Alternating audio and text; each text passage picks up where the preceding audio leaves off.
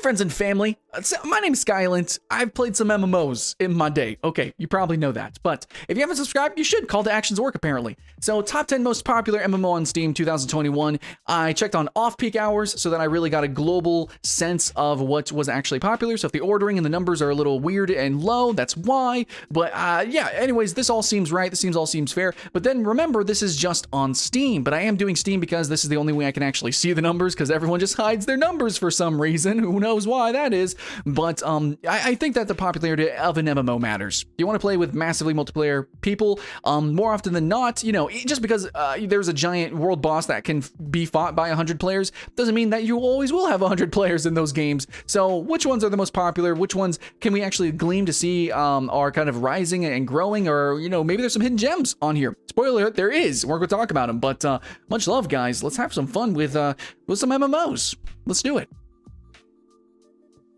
Okay, so the first game, number 10 here, is Will to Live Online, which actually, as of me recording, had 1,639 players, which is pretty low, and that's going to be saying something, maybe a little bit moving forward. All the player counts are kind of lower than I thought they would be, but Will to Live is apparently an MMO RPG shooter. This is their own claims. A lot of games say that they're MMOs, but Will to Live kind of has like this Rust sort of feel to it. Maybe like there's like Servarium, or there's a bunch of these like DayZ wannabe games that kind of actually were maybe less zombie and survival and more MMO-esque, but this is one of them that actually, it's got really good reviews. It's mostly positive. It's early access, so it could actually grow from here. And it just has this sort of wander around, loot, shoot, survival aspect to it. Apparently, it's got monsters, mutated monsters, ridiculous stuff like that. I haven't played it yet. I'm going to play it like literally right after this video. Now that I see that this is a hidden gem, apparently, that everyone says like, oh, this is actually really decent. So maybe you've seen other games like this, but I know a lot of them cost money, right? They cost early access money. It's like $20 or more. But this one like looks decent. Actually, it's got some weird kind of fantastical elements, or I guess you could say sci-fi elements to it, but it's still like it's a hardcore first-person shooter survival game. So if you guys probably like stuff like Stalker, if you like Stalker, but then you wanted like a Stalker MMO, I don't know, this might be it. It's you know, there's mutants, radioactive mutants and stuff like that. It seems silly, but okay. So the player count, under 2,000 players, I think actually works in favor of this game being desolate, isolated, jump on with some friends, party up and group up. It can actually be a ton of fun. But moving forward, I will be much more critical about the player count for sure. All right, so next game is Granado Espada, and I haven't played this game either. Now, I haven't played this game because it generally has had mixed reviews. It has generally had a very low player count. In fact, I just can't believe it has so many players. This is true actually for a number of kind of older MMOs. There's some games that are way more unique, way more new, way more polished, way more, I think, in my opinion, better, in most people's opinion, better, and yet games like this and Night Online and a few others have more players. It must be some unique country's culture or something like that to, you know, jump into this game. Maybe there's one big guild that really enjoys this game and propagates it. But dude, Granado Espada kind of just looks a little dookie to me. But anyways, so this game actually has been mentioned in some comments before. And so people are like, dude, I can't believe you haven't put this on the list yet. The gimmick, I think one big gimmick that people like about it is that you can actually have a party. Like you actually control multiple characters all at the same time. So it's kind of like you're playing a JRPG as if it was an MMO, which is really cool. You know, like that almost basically never happens. It really almost never happens. Like this is one of the few games, if not one of the only game that really champions that system, and it's actually a full MMO. But in every other way, it really seems like a very old, like an old school free-to-play standard MMO game. It's tagged with like anime. It's not really that anime. It looks really rough around the edges. It's definitely mixed reviews. I know nothing about the monetization. In every way, this game, it might just be a hidden gem. Maybe, I think you can actually pirating. Is there pirating or something? What is the main gimmick? The game doesn't say anything about it. It really doesn't. I don't know. More than 200 game characters, because you have different, you know, NPCs that you can actually pick and match as well. There's activate automatic hunting mode for gameplay support. You know, it's like, is that autoplay? You know, like what the fuck, dude? I don't know. Anyways, the way that they promote this game just seems like a mobile game. I have no idea what makes this game special. I'm sorry, you're gonna have to tell me. But really what I think is that there's just certain niche games that are kind of a little popular, like for their niche, because they're niche. People play these smaller little kept games because they want to play with their community and with their people. These kind of games are like the gated communities of MMOs. You know what I'm saying? So there's nothing wrong with that exactly. But whenever I'm trying to promote games and review games, it's like, dude, I don't want to play this game. I don't want to play this game. I can't recommend this game. But maybe one of you guys can. I mean, it is on the list of most popular MMOs on Steam. So what's going on there? Next up, I got MapleStory, which MapleStory has a mobile version, which is probably way more popular, and MapleStory as a whole around the globe is more popular than this. This is sitting at 1,922 players on Steam at the time that I checked this out. So yeah, MapleStory 2 totally failed. They shut that down. I kind of wish they didn't, but MapleStory still kind of is alive and kicking, and I think the people who play it are whales, and they spend a lot of money on cosmetics and stuff like that. I was actually really debating, should I even put this on the list, but it does have raids, you know, it does have a big raids. It has been popularly known as an MMO. I don't know, I need to play more of it, maybe, but I don't want to because the UI fucking sucks. But I don't know, like, how MMO is it? Whatever. But anyways, so yeah, it's a cutesy, 2D, chibi. I kind of hate the art style, honestly. Like, honestly, I think I only have bad things to say about this game. I think it's cool that it is a side-scrolling MMO. It does have raids, RPG mechanics, lots of different characters. It actually kind of has some cool cutscenes. There is apparently a story, but it's just such a cheesy game. It's one of those games that, like, middle schoolers, you know, young high schoolers would play and find girlfriends in and boyfriends in, and it's like more of a social game. It's more of like a dick around kind of game, but it does have an end game. It does have like raids and stuff, and people can take it seriously. That's cool. It's just, I can see why it's not so popular in the West, especially with the UI. I don't know why, but the East, especially Japan, is really cool with having really shitty UIs. Or maybe it just looks especially shitty because, you know, English fills up more space. Regardless, I hate how dated this game looks. I kind of hate the art style. So that's my personal opinion. Do you still play MapleStory? Do you still love it? If you guys want an alternative to MapleStory, there is a game called Starbreak. Much less popular, and it's a roguelike instead, but it's actually a really fun MMO. So yeah, I mean, it's kind of cool side-scroller. It's unique. It's technically unique. I can see why some people play it because of its history, but it just doesn't shine a light to what it used to be and what it has on a global scale. So do keep that in mind. But why do you think people still play MapleStory? Is there no other game like this ever? Yeah, you know, I don't know. The Dungeon Fighter Online also was really unique too. I don't know, there is probably something special to these older games, even if they on the surface look shitty in certain ways or whatever. When you really dive into them, just like when I played Dungeon Fighter Online, there was something really cool about it. So hey, if you guys disagree with me, you've just been like, oh, this is some poop dupe, why do people play this? Please let us know in the comments below. This is a community effort after all.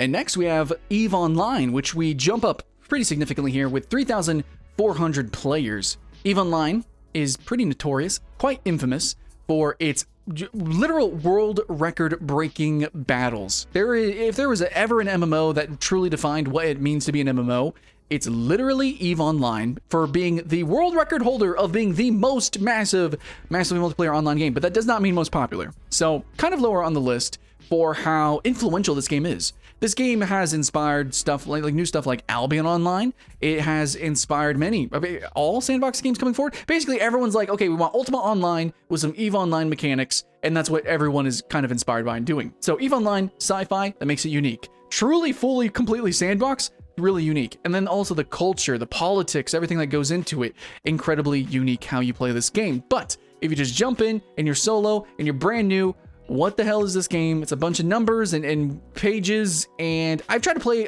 some EVE Online similar games. Perpetuum fucking sucked. All of them actually sucked. I'm not even going to name drop them because there's no point, because even EVE Online is a little bit lower on this list. And yeah, no, it's really cool. You play with guilds, and it's really a guild versus guild kind of game. Keep that in mind. Most sandbox games tend to be, but EVE Online is definitively a guild and guild game, unless you're some sort of like EVE Online savant and you can, insert yourself into guilds and you do some sabotage or I don't know, whatever bullshit goes in this game. But the way I like to enjoy EVE Online is reading about the stories of these epic battles, which it's not an everyday occurrence. Keep that in mind. With this low player count, it really comes down to guilds and the politics kind of bubbling and foaming up until finally it explodes and erupts into a giant battle. So yeah, maybe the best way to experience this game is reading it, but it probably is a game, being so influential and being so unique, probably should be worth testing out. There is a mobile app. I might give that a download. Let me know. Should I? Do you guys play? how long did it take you to get into it, and how free to play is it as well. Also, yes, the game is free to play, so I thought it would be a little bit more popular, but then again, it's kind of niche, isn't it? So even despite it being free to play, but still, yeah, an influential game, definitely worth trying out. Next, we've got a newcomer to Steam, which is RuneScape at 4,000 players. RuneScape, cool. Yeah, no, we know that's popular. In fact, it's one of the most popular games on the planet. Awesome, especially split between the two. So old school RuneScape also coming too, so that's going to also fragment the numbers. It'll be more popular. And again, remember, a lot of these games, if not all of these games, have a separate launcher. So these games have more players, but Steam is a good metric for the ranking of popularity. It truly is. But in the end, RuneScape, the numbers are probably especially down lower because a lot of people play on mobile. Because it really just works on mobile. But also, if you do play RuneScape, you're going to use a special client called RuneScape Lite. That is really what makes RuneScape kind of usable and playable. In a lot of ways, why I just really pooped on MapleStory, RuneScape kind of halfway has those problems too. Like the UI, the user interface, the user experience is not optimal. But some people have made their own launcher to make it optimal and much cleaner and just usable, basically. So that's why if you use a Steam launcher, it's basically just the normal launcher, but in Steam. Okay, I get it. Yeah, a lot of people are using RuneScape Lite. But anyways, at 4,000 players, still pretty decent. You can tell RuneScape still popping. This game ain't going nowhere. Competitive leagues, multiple ways of playing, and it's a game that's fun for the family. It's really funny. It's fresh all the time. Even though it has a dated art style, I don't think it's as dated and awkward as MapleStory, and I think there is a little bit of charm to it. Also, it's got the best soundtrack of MMOs. If you guys want to see a top 10 MMO soundtrack list, let me know. And here's one that maybe kind of surprised me, but maybe it shouldn't have, because especially with the Mandalorian and the Star Wars, I don't know, Star Wars is always hype, but we got Star Wars: The Old Republic. Now, I've got a couple of you guys who are hardcore fans. I don't know if I call you fans, but you're friends. You check out most of my videos, and you disagree with me a lot, but oftentimes you'll be like, Sky, you need to talk about Star Wars: The Old Republic. Or if I tease it and be like, oh, I should play more of it, you know, I only played a little bit of it, you're like, no, you gotta play it, guys. Everyone should play it. So, okay, I get it. The story is good. It's decent. But like, there's so much ambiguity about this game. I feel like they don't really promote it that well, and maybe they don't need to. Maybe they're in coast mode. It's Star Wars. They can just add some stuff and the fans eat it up. They pay the money. I just remember that, okay, look, it's free to play, but you know, okay, free to play, and it's at just under 5,000 players. Okay, so that's really decent and Star Wars, but the free-to-play isn't as free-to-play as I'd like it to be in certain ways. I wish I could, you know, choose more of the races and classes and stuff like that, combinations.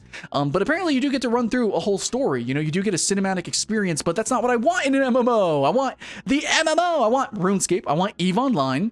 I want an open world. So for me, I just haven't been in the mood to kind of partake of Star Wars: The Old Republic, but I'm actually getting there. I'm definitely getting there. I've kind of wet my toes a little bit with the single-player story MMO stuff with BDO, actually, funny enough, and as well as Guild Wars 2. In fact, I did a whole list video on single-player MMOs, and Star Wars did make the list. But yeah, I need to play a little bit more of it because it actually did genuinely look cool, and I am reinvested in Star Wars because Mandalorian was freaking hype, so I don't know. Anyways, so there are some cool gimmicks about this game. The one fault that I have to it, why it's not viral and much more popular, like Elder Scrolls Online is because it really leaned into, it's kind of WoW-ish. It looks like WoW, in many ways it plays like WoW. It's a lot like WoW, you know what I'm saying? But luckily it's Star Wars, so it lived, and WildStar died. That's just how it is. But you know what? I think I'll give it another shot, seeing that, you know, it's halfway on the list of most popular MMO on Steam. And I do think a lot of people, most people probably do play actually on Steam for this game. Still, with this player count, you can kind of tell that they probably don't have too many releases. It's not going to be like World of Warcraft style expansions, and they definitely don't have like a proper esports scene. But for a casual, you know, MMO experience, which is what we're mostly used to, I think it's probably a really good bet. And a lot of you guys who watch my video say, yes, yes, and you're probably screaming, yes, play it. So fine, if you guys want me to do a review, you guys want me to play it, you want me to stream it, fine, here we go. Next on the list, into the big four, we have Albion Online, which, man, I'm so proud of this guy. I'm so proud of it doing so good. Okay, so my history with it, alpha was amazing. I freaking love that game, and then they pooped it up. It used to be kind of like Ultima, and then they kind of made it like Farmville, and then it was really weird, and all the balance changes, like they changed the game every single update dramatically, and it was awkward, but they kind of went through their awkward phase. The game launched, it was kind of poopy there with the servers, but now that is becoming more refined, the new expansions, they did not give up this game. And their idea, apparently they had some concept, they're like, oh shit, we gotta radically change. Well, now it's finally refined. You know, it's actually competitive. Guilds can win the game, basically. 5v5 duels are fun. You know, Zerg open world PvP is great. And I always say that the cat and mouse gameplay of, you know, running away in the open world or hunting and ganking, the solo ganking and the solo farming is so fun, actually. So playing this game solo is great. But again, sandbox MMO, it is a guild game. So you don't play alone. Playing alone is bad. But playing solo is a little bit different. That's a whole nother rant video for another day, which I've already done 5 times already. But Albion Online is at 6,579 players on peak times, which is pretty awesome. Now, the only issue with this game is that it plays like League of Legends, so lots of skill shots. You do gotta have a good ping. So you can kind of play mobile, but not really. You can play at Farmville, be a trader, sure, but you do want to be near the servers, you do want to have good ping, and you do actually kind of want a good PC to really play this game optimally. Now, my favorite weapon and armor combination is leather with spear. I really appreciate that. It's very flexible, but dude, there's some really cool weapons in this game because you do actually mix and match weapons. I appreciate that. A lot of people play it just to see what kind of builds they can make, you know? So you can be like an auto-attacking fire mage or something. You can be a survival spearman. If you want to go with ganking, solo play, guild, 5v5, a lot of different ways to play the game. You can, again, play it literally like Farmville and just raise ponies and stuff. So a lot of gameplay for a lot of different people, which works because in an MMO, you need a lot of different people to support the social dynamic of a guild and the literal economy of that guild and then the game space. So they actually were really smart making this game safe for casual players. PvE is actually really fun in this game, believe it or not, especially with the different support types. There's a holy trinity to the game and different types of DPS. It's truly fun. Skill shots. I don't know. I really appreciate it. It's underrated for sure for PvE, but then the PvP is also freaking jamming. So Albion Online, definitely a game that's up and coming. I can't believe it surpassed EVE Online, which is really a game that inspired it. And now who knows where it can go. I think really far, especially if they can really refine the tablet version. But do know, even though I mentioned it kind of originally was going to be a mobile, you know, cross-platform game, they have totally focused on being a competitive PC proper MMO, and it feels great. All right, finally, we have another big jump up in numbers, and that is going to be Final Fantasy XIV Online. And I think most people probably don't play this game on Steam, by far, especially because it's so awkward to download it on Steam, and you can't just link accounts, I think, easily or something. I don't know. I have to make a whole new email before I can even play again because I want to play with a free trial. So this is another game that I actually will probably be streaming and playing and having a good time with, but that is 10,500 players on non-peak hours. Then again, I think this is pretty global. It's a pretty global game overall, especially in Japan. So this game has way more players because it's cross-platform play with like PlayStation 4 and stuff like that, which in ways, I think because it was designed with consoles in mind, does hold it back. In fact, I would debate, is this even actually a proper MMO? I just want to say this. I just want to rant. I have not seen any gameplay footage on YouTube, and I have looked. Please share it with me. Of actual MMO gameplay. Is there any scene where, let's just say 40 players, is there any scene where 40 players at least get together in a non-instanced zone and fight together and do stuff and things? Like, I don't see it. Is there people just walk around a hub town? Maybe. I don't know. But as an MMO, I would rank it pretty low, but as a Final Fantasy game, as a co-op game, okay, maybe not as a co-op game, but later on maybe. But as a Final Fantasy game that you could party up and play with people end game, it does seem really exciting. I am a little, I don't know. I feel weird about the Blue Mage, you know, temporary or like half job thing that they did. It was weird. I also don't like how most classes play like a DPS, though I guess most people like that. I don't know. I really like hard Holy Trinities. I really love World of Warcraft's Trinity system and other games like that, but Final Fantasy XIV does have style, but at the same time, I feel like the textures are actually really kind of ugly. Like the game looks really shitty sometimes, and then sometimes it looks really good. Basically, I'm going to chalk it up to it's Final Fantasy, so it's going to be popular. It's Weeb, so it's going to be popular, and it's really easy, so it's going to be popular. And then the style of gameplay is DPS, which is the most popular style of, class. And then also the way that they actually do their endgame content and their hardcore content that I watch a lot of seems more rhythmic and memorization based rather than reflex and truly what I would consider mechanically skillful based gameplay. So I think Final Fantasy XIV is kind of an MMO for babies, but that evolves into something a little bit more. It just really has hardcore training wheels, and I think the early game is really a fucking slog. Other than that, though, I really kind of want to play. I still haven't picked a class. I'm very conflicted because I always tank, but if everything plays like a DPS, then why don't I just play a DPS like Red Mage, which looks freaking fly. So let me know your thoughts and feelings in the comments below. Has the leveling changed? Is it more refined? I know they did a big update. So yeah, they launched on Steam. They increased the free-to-play, so it's that level 1 to all the way to 60. They made it so it's easier to level up. Everything's quicker, more streamlined. And I think the expansion, the Shadowbringers expansion, which is like fucking award-winning, also is just now coming to an end. So a lot of people are playing this game. It's probably a good time to jump into it. I think I might. Should I do it? There's no risk. Why not? Okay, I'm gonna jump into it. I'll play it.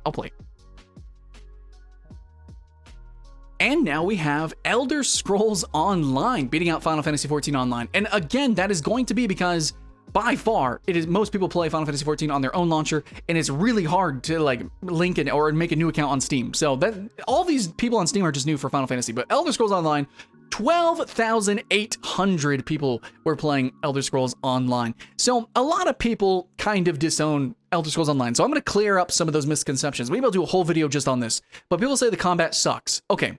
The combat can suck if you compare it to Dark Souls, but did you play Skyrim? Do you kind of know what the combat really is in Skyrim? Like it's not good, okay? In Oblivion, it's not great. It's not.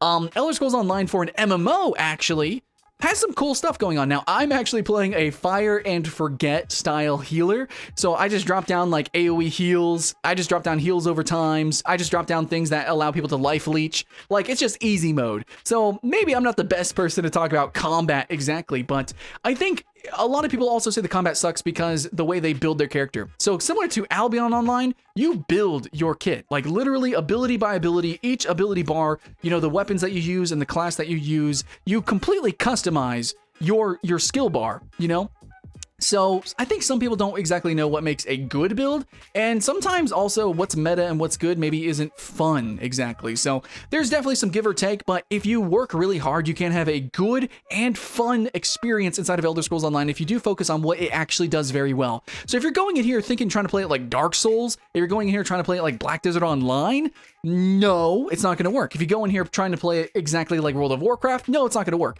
Elder Scrolls Online, even though many of its mechanics are borrowed from other MMOs, it plays in a wholly different way, so you do got to get used to it. Okay, so there's that. The questing's pretty good. I like everything's fully voiced. I appreciate that. A lot of people think the game is ugly. Play in first person, play it more immersive, play it slower paced. I think you can have a really good time with that as well. So I play this game a lot actually off stream because I just like to chill. It's my late night and chill game, just like Fallout 76 is.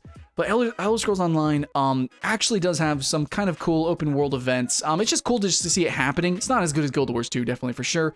But I just love just roaming around the world. I do like playing with friends. They actually mix and match the leveling now. It's much easier to jump into dungeons, and it's just overall a more streamlined experience. While I don't think it's okay. Maybe it's a little casual. Maybe it's a little easy. But now that I'm level 40, I'm starting to really see the game kind of come to life. So let me know, is it worth really pushing endgame for this? Does this game have really challenging endgame? Because it's not known for that.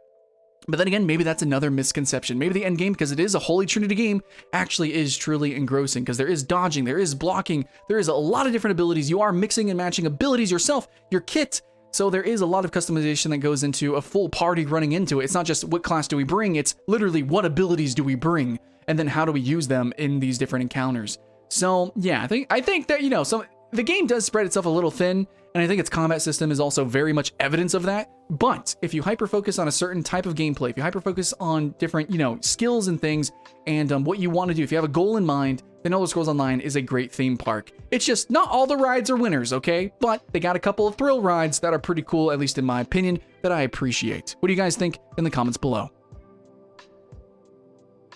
And finally, the #1 most popular MMO on Steam is going to be Black Desert Online at a 14,500 players, non-peak hours, but then again, this is a pretty global game. So Black Desert Online has, now that I've played Dungeon Fighter Online, has a tremendous amount of inspiration from that game, with the combo orientation, as well as the focus of being kind of like an action RPG. Like really, Black Desert Online is an MMO action RPG, as in like a hack and slash. You can even play this game single player if you want to. Like really, there's literal single player mechanics in the game, which is why I'm actually really excited for Crimson Desert.